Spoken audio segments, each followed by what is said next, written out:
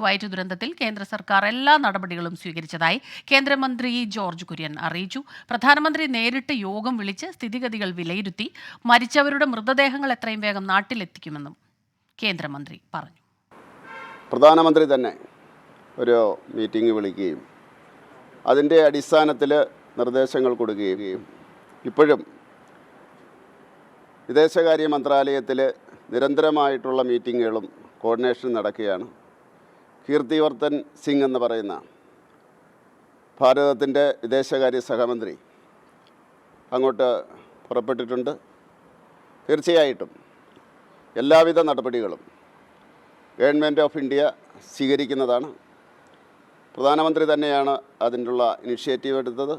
അതിൻ്റെ അടിസ്ഥാനത്തിൽ വിദേശകാര്യ മന്ത്രാലയത്തിൽ പ്രവർത്തനങ്ങൾ നടന്നുകൊണ്ടിരിക്കുന്നു. പരിക്കേറ്റവർക്കുള്ള സംവിധാനം, അതുപോലെ തന്നെ മരിച്ചവരുടെ ശവശരീരം എത്തിക്കുന്നതിനുള്ള ഏർപ്പാടുകളും ദ്രുതഗതിയിൽ നടന്നുകൊണ്ടിരിക്കുകയാണ്.